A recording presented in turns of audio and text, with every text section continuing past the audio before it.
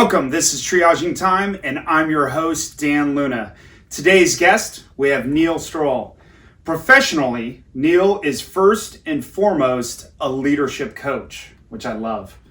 Trained originally as a psychologist, Neil blends more than 25 years of experience in organizational consulting and the perspective of applied psychology to help executives build their leadership capabilities. The only professional activity that Neil enjoys more than coaching leaders is training professional coaches. He is a founding faculty member of Georgetown University's Certificate in Leadership Coaching Program and has been teaching coaching to a diverse body of aspiring coaches for 20 years. Neil mentored many of the more than 1,000 students who completed the Georgetown program and continues to be actively involved in the Georgetown Alumni Network. Neil's also founding faculty in Georgetown's newly established Institute for Transformational Leadership.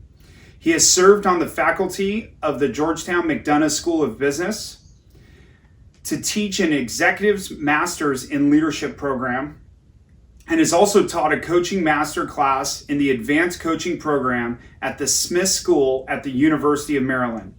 Neil serves on the faculty of American University's Key Executive Education Program and on the Academy in Higher Education Innovation Leadership, co-sponsored by Georgetown University's Institute for Transformational Leadership and Arizona State University. Neil believes that wittingly or not, all of us, you, him, everyone, are on a developmental journey. The first challenge is to notice to what degree you feel the arc or trajectory on which your journey is moving, supporting your sense of purpose and well-being.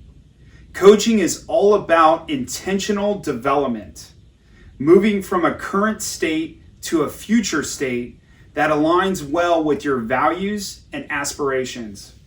Development is best understood by comparing it to a story.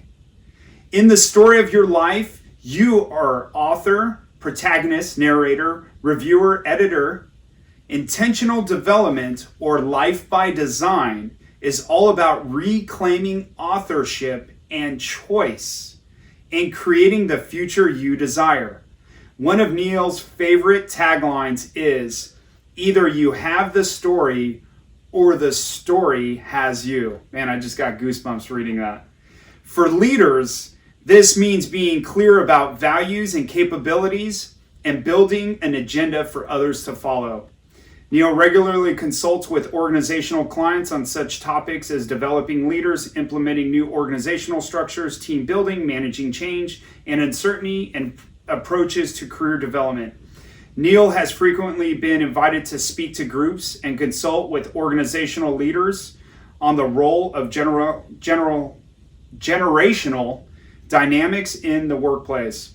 Neil has written and delivered presentations extensively on coaching and professional development and is currently working on a book, The Other Side of the Story, a handbook for reclaiming authorship, power, and choice. Neil, welcome. I love it. Hey, so how are you doing? I'm doing good. I am so excited that you are here today. And we're going to kick this off because I want to make the best use of our time. And I think I spent a lot of time on this because you're such an amazing man. And I'm so grateful for everything, all the mentorship that you've had for me and the time that you've spent with me in the coaching program and even post-program for me as a new coach now. Life, leadership, volatility, and trauma. Years of experience. If you only had a few minutes with us, what advice would you share with us? Thinking about what we might talk about today, I thought I might start with the point that leadership and coaching share some overlap. And one of the things I want to talk about is the idea that we all have to work out our relationship with the future. That's where I thought we might start. Does that make sense for you? Absolutely. All right. So one of the things I would say is that wittingly or not, all of us have a relationship with the future. And then what it means to be develop yourself is we're going to get in the business of making that a very explicit, focused choice about what kind of future we would prefer to create.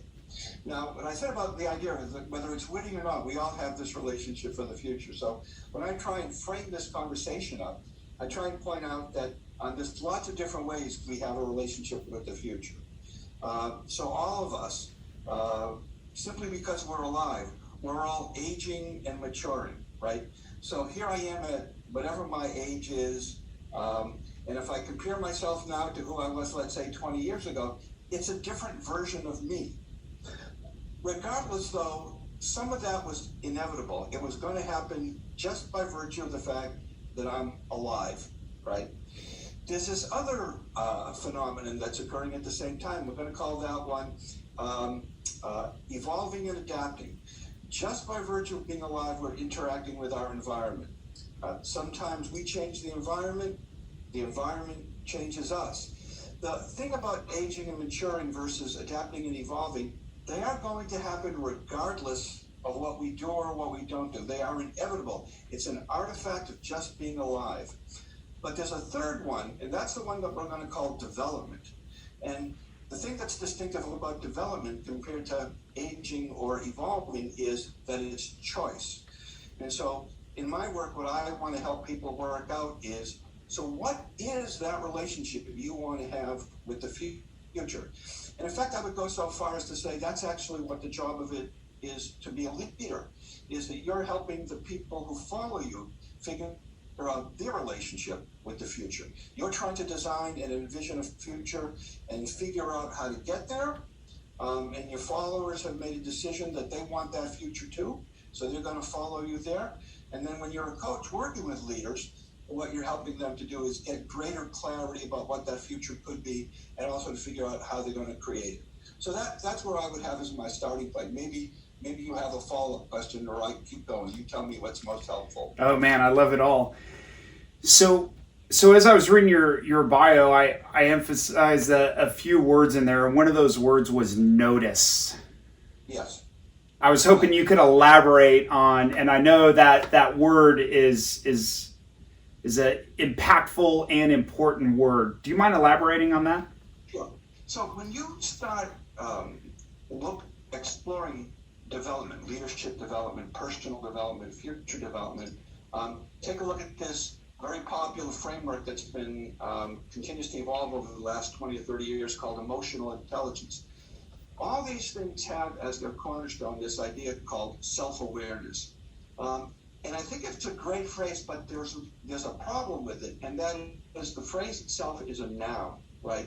And so we keep talking about self-awareness as if it's something that you have.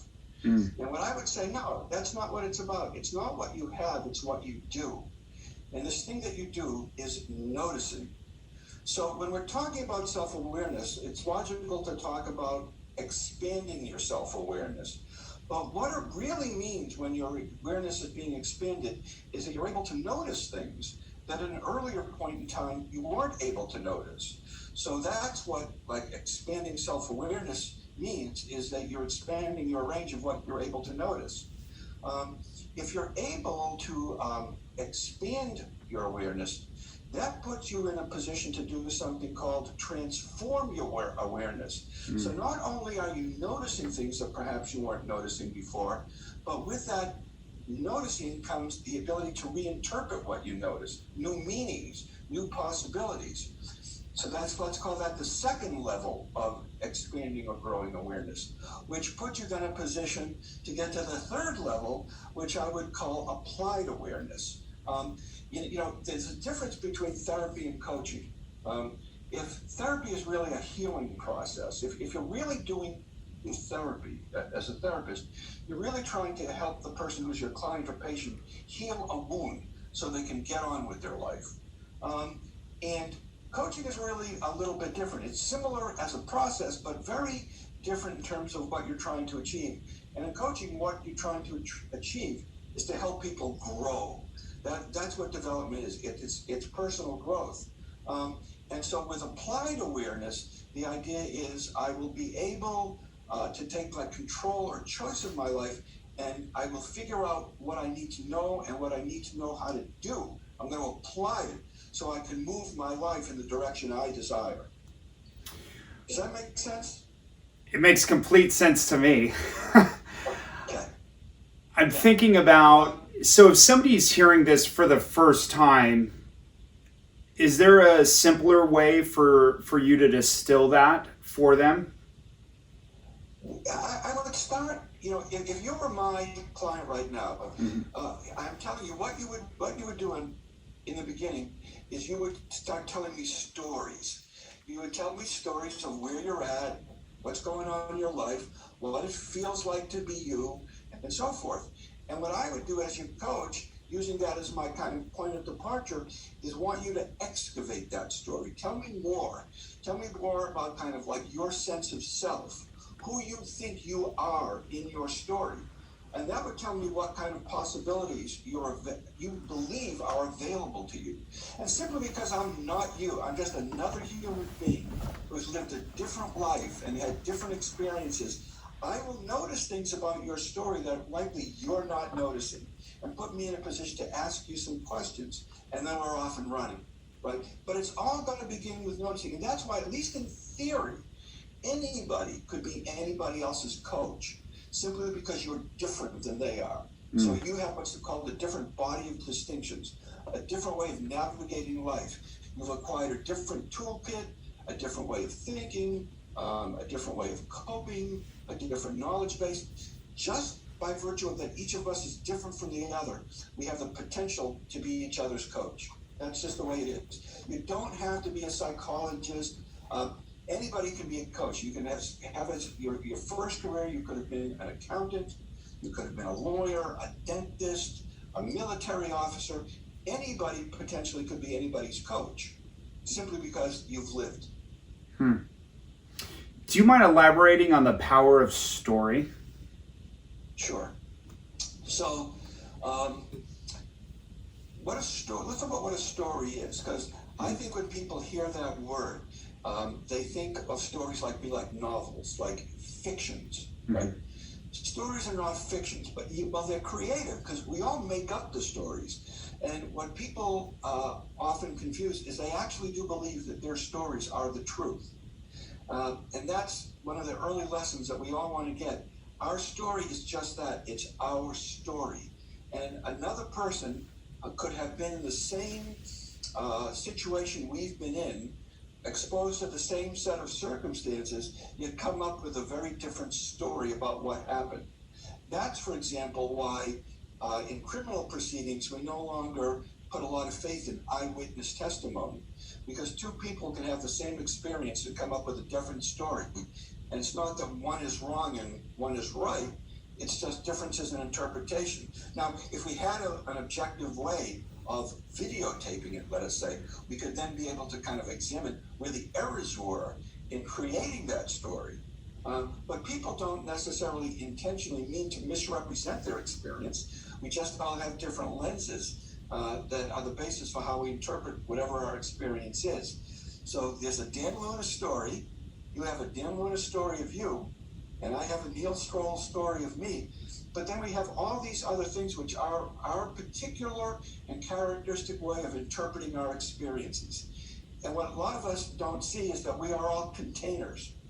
And therefore, it's almost preordained to some extent that regardless of our experience, we are predisposed to interpret that experience in a uniquely personal way that's based upon our own personal history. Is that making sense so far? Absolutely. Okay. So please. Go ahead. I was going to ask the importance of notice and story. How do you convey the importance of just those two things that we've talked about in 15 minutes? So let's just use a very simple example, right? You're talking to an executive, and the executive is telling you a story. I'm going to just kind of change the names to protect the innocent example. So the executive is telling you a story about how he believes he's being disrespected by his own peers. So that's the story we start with. And you say, well, that's interesting. Can you give me an example of like when that actually happened to you? And so they tell you the story. And you'll pay attention to the language that they use. And then you say, okay, so slow down for a little bit. It's like a sportscaster doing instant replay, right? So you were at this meeting, and tell me again what it was that you said. They repeated it, okay. And then your colleagues responded how? What did they say?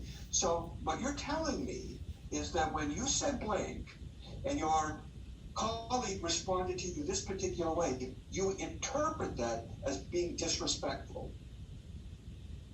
Yes, I understand. Now, can you imagine a scenario where somebody would respond to you that way and you wouldn't consider it disrespectful? And so you encourage them to think about what it is to mean disrespectful, and how they got there. Now that really does open up like a can of worms, because then what you're going to discover that it's not limited to their colleagues at work.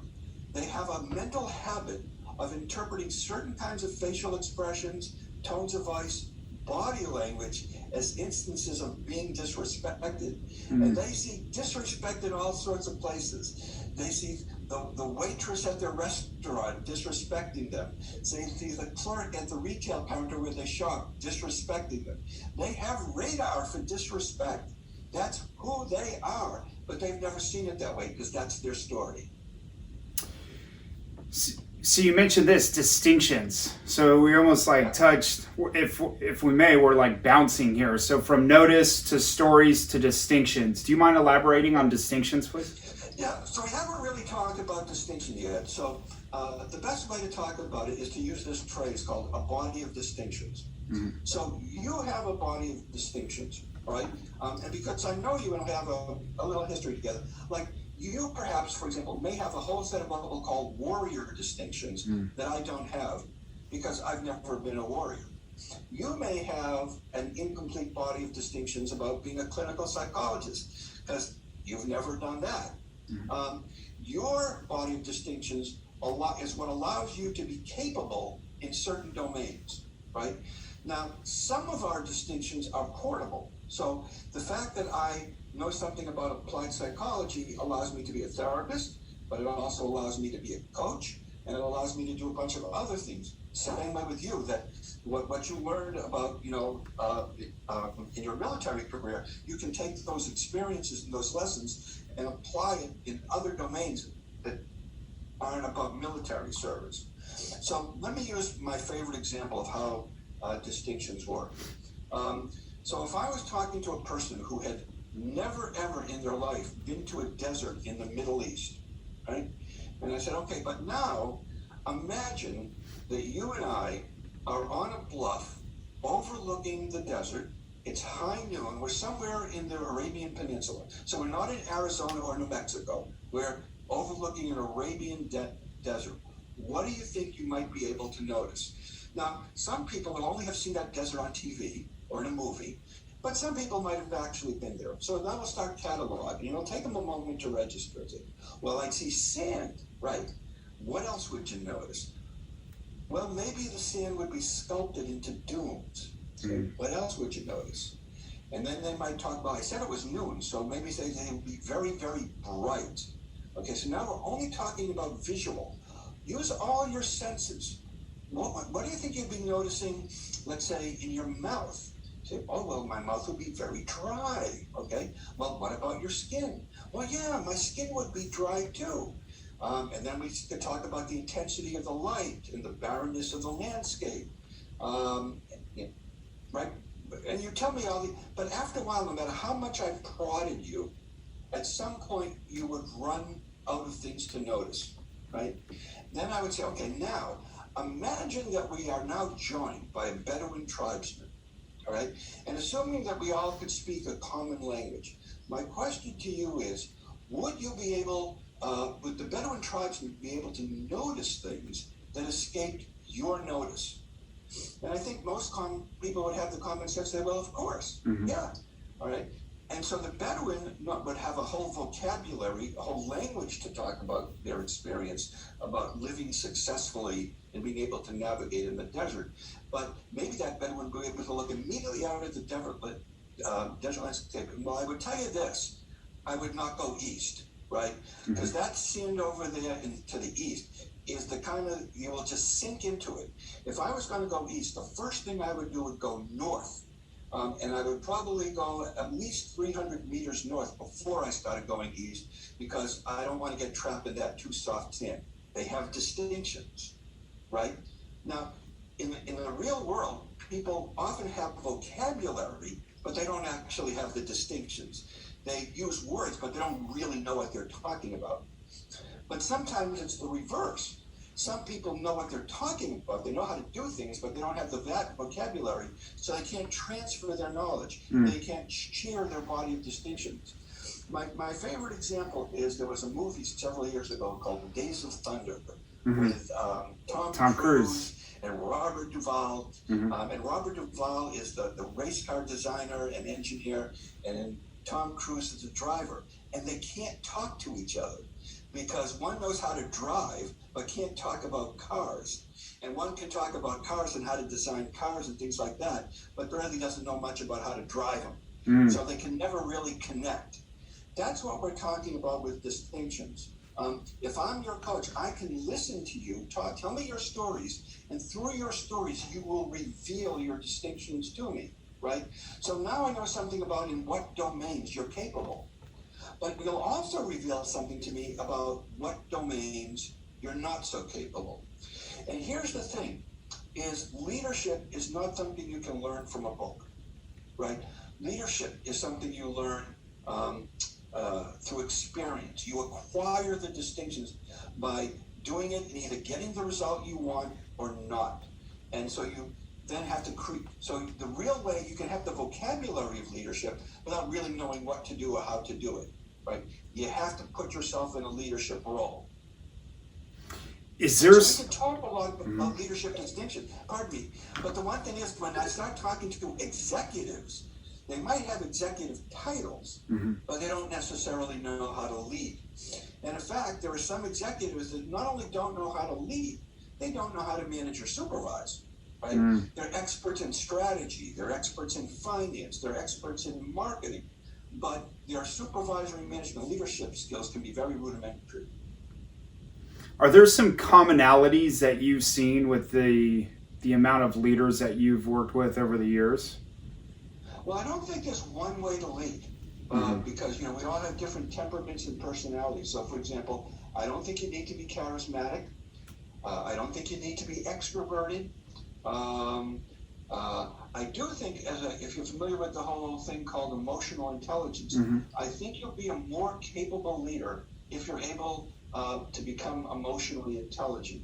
But there are certain situations where people have leadership potential, but never are put in an opportunity to demonstrate it. So nobody else would ever know they're a leader. So some of us have what I call leadership DNA, but it's invisible to other people. Right? So I like to distinguish between leadership as a role versus leadership as a philosophy or mindset, right? So leadership as a role is public. People see you leading. And in fact, you can make an argument that if it's not public, it's not leading, right? So the kind of person who's an executive and stays in her office all day doing spreadsheets and emails, that's not leading. That's doing spreadsheets and emails, right? If you're going to lead, you have to get out there with the people who would be your followers and engage with them, right? But there is this other part of leadership that is somewhat invisible, it's somewhat private, and it's leadership as a philosophy. It's leadership as a mindset. And I think there are a lot of people who lead that way, but it's not visible to other people. I'm trying to be mindful of our time right now and almost looking at some of the stuff that we've covered and trying to connect some of those dots. So it's moving from knowing to doing. So for the emotional intelligence component out there, which maybe we can dive into a little bit more, moving from, hey, just knowing about something, reading a book on EQ, reading a book on maybe some other leadership trait. What do you recommend for the next step for them moving from the knowing to doing?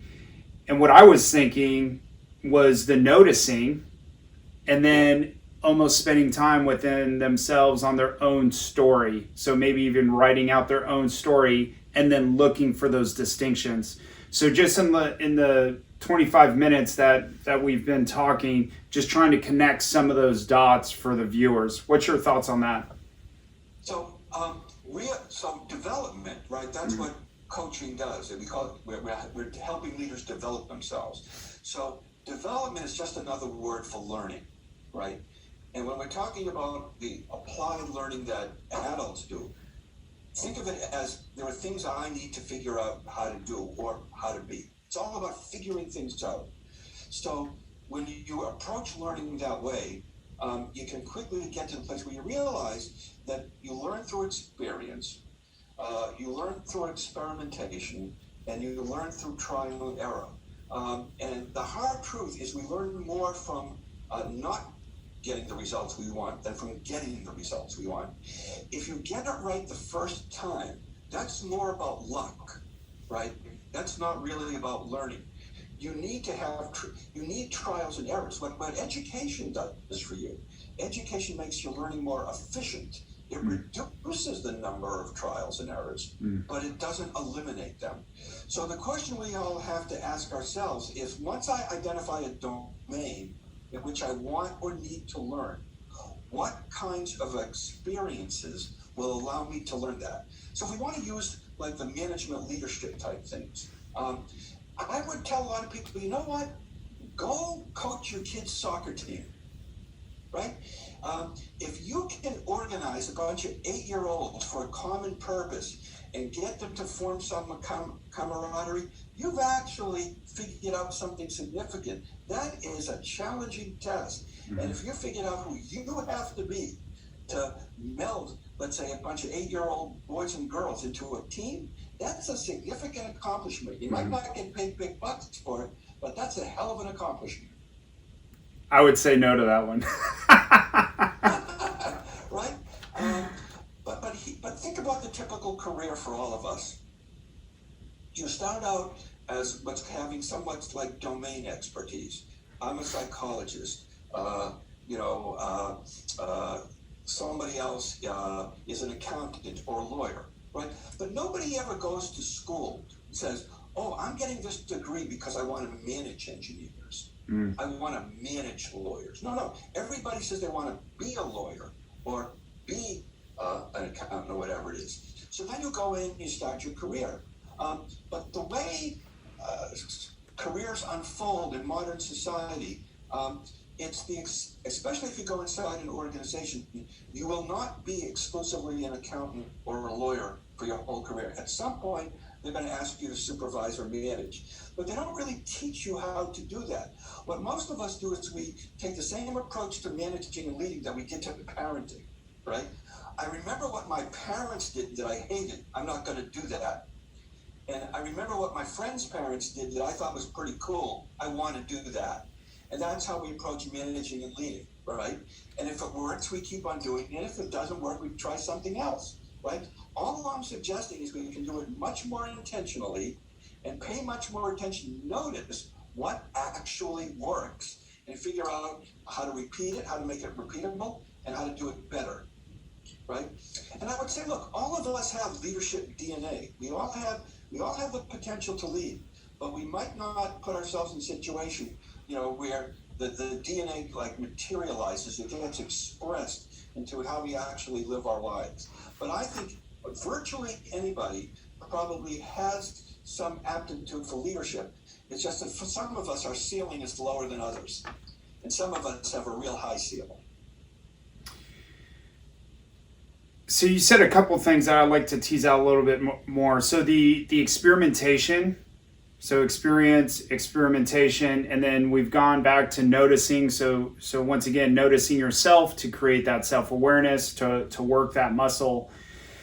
Do you mind sharing about kind of the place to notice or the place to experiment from? And what I'm hedging towards is from a place of creativity vice judgment. Say that one more time. Creativity vice judgment. Yeah. Okay. Do you mind elaborating just on that a little bit more? Yeah, so in the frameworks that support organizational learning, I'm not sure if you are familiar with something called double loop learning, Mm-hmm. right? So double loop learning is the idea that when I undertake an action and the result is not a reflection of the original intent, by definition, an error occurs.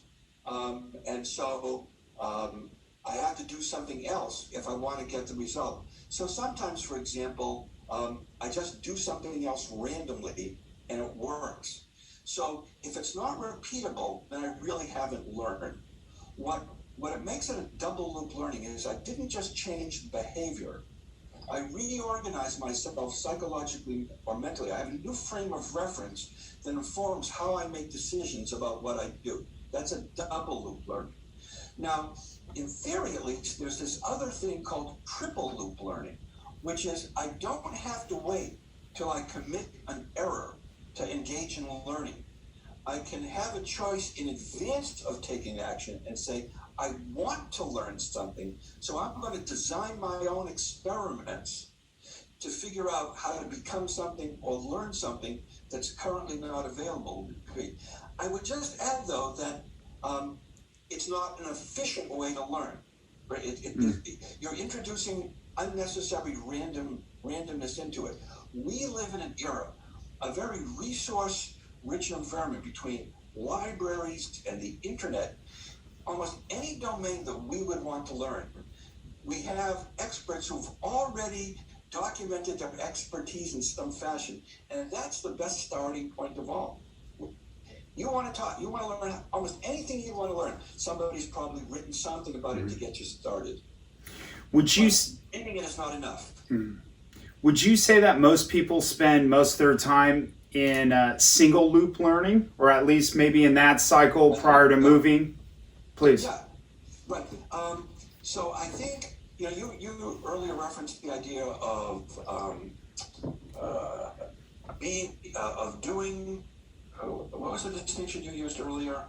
The point is the one thing that a lot of us, before there's doing, there has to be being, right? Being is the most fundamental thing.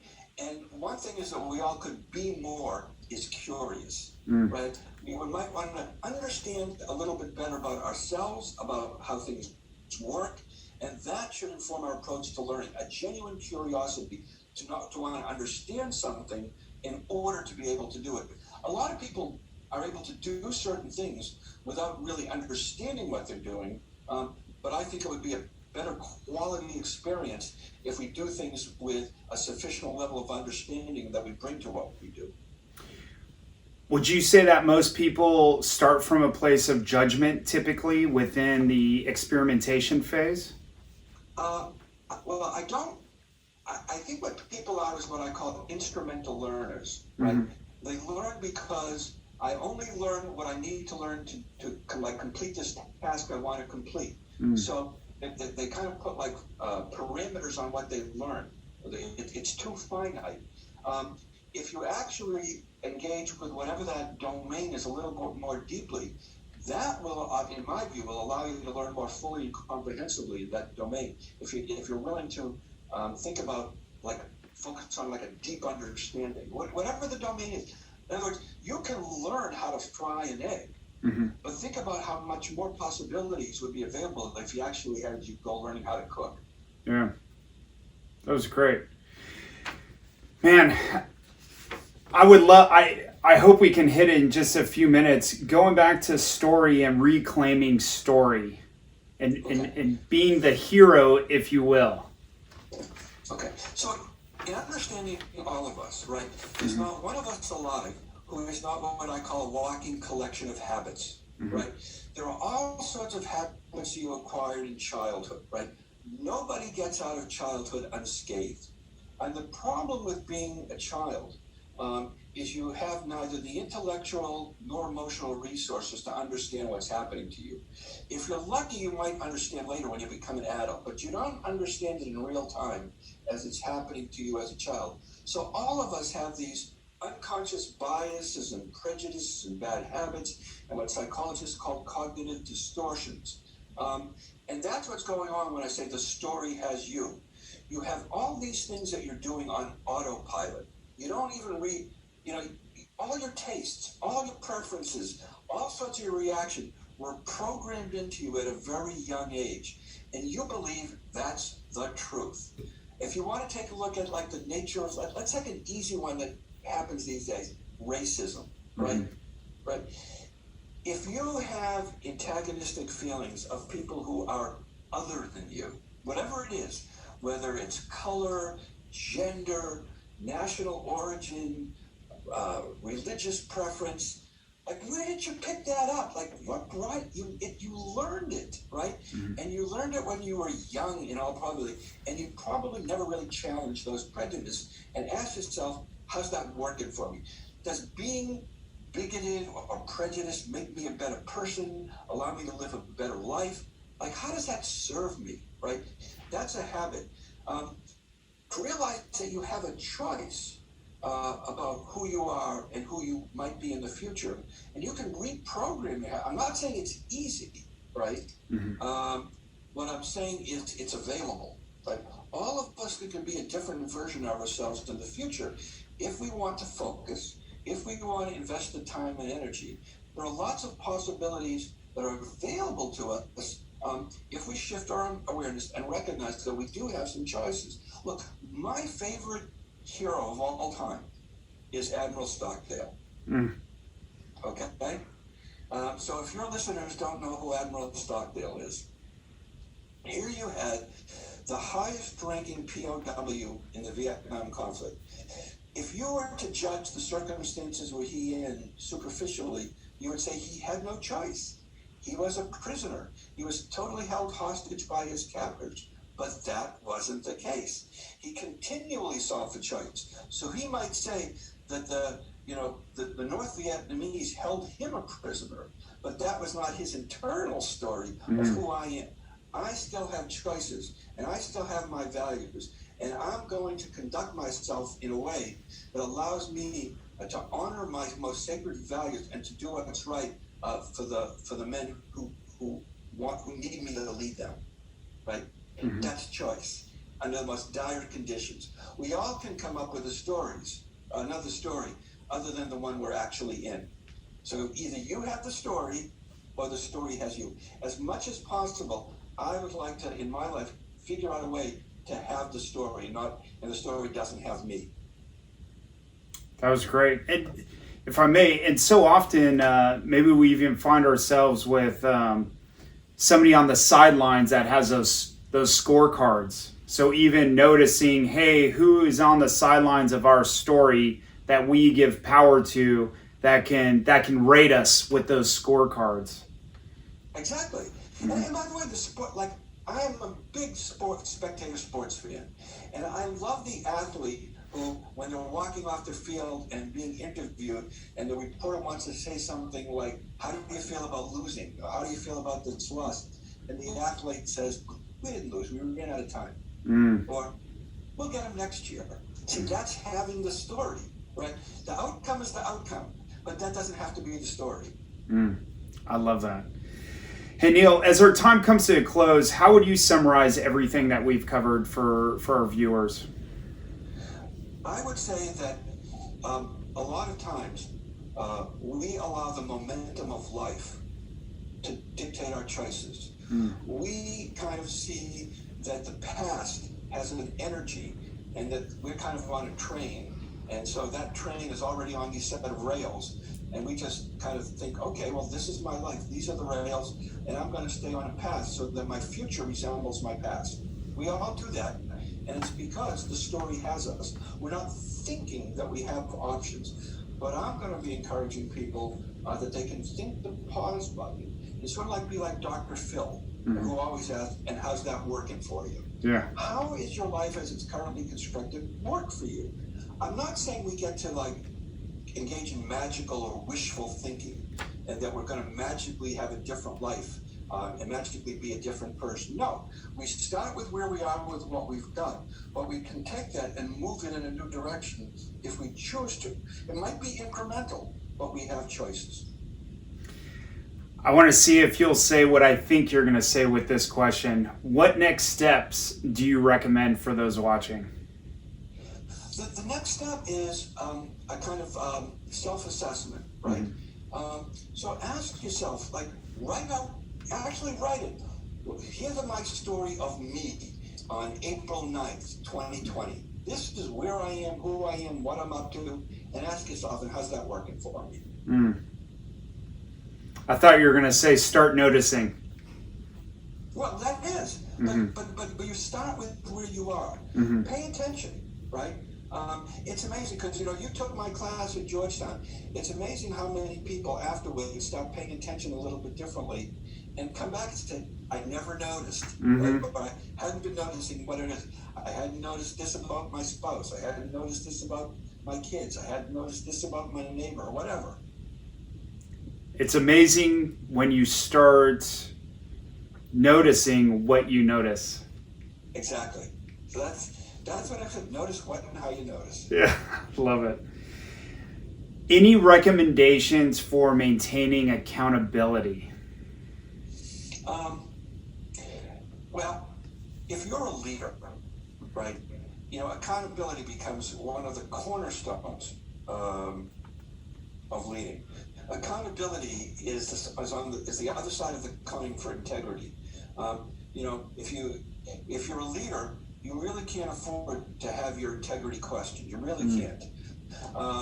And you open up yourself to having your integrity questioned if you don't hold yourself accountable. So there are two sides of the same coin. So just really be scrupulous about your commitments and your promises. If you know that you're not going to be able to keep a promise, then don't make it in the first place. Make a different promise. That was great. Thank you. Do you have any final thoughts? Just the idea that stories are that. They're stories. We have our own personal, private truth, but they're not the truth, right? We can have our belief system, we can have a value system, and just remember that it's personal. It's a form of story, right? A story is what the adult development psychologists call it. It's a social construction. We interpreted our experience, we put it together, we assembled it a particular way in a particular order, and we assigned people different roles and characterizations. That's what a story. Right? And when you start understanding your story, or stories plural, you'll understand how many of your stories are continually being updated, but you're living the same story over and over again. This was great. I know we didn't even get to scratch. We just scratched the surface, and we didn't really get to dive into trauma. So maybe I can have you on here again. I know you're a busy man, and we can dive into some trauma on the next conversation. Right. The only thing I would just say is, people still like to use the phrase PTSD, right? Drop the D. It's just PTS, right? If you've been in a traumatic situation, and it really has been traumatic, then you probably are going to experience post-traumatic stress. It's not a disorder, it's a life. That was great. Thank you, Neil. Thank you. Thank you so much for what you've done personally for me, and thank you for being here today. Thanks for joining us. If you know somebody that can get something out of this conversation, please share this video with them. And of course, help us create a community for first responders, for those who work in a volatile environment. Subscribe, share your comments. I may not reply to them all, but put your comments on there. And remember, I'm curious, I'll get your thoughts after this. Remember, you don't manage time, you manage yourself, and leadership starts with you. Thanks, guys. Thanks. Enjoy it, Dan.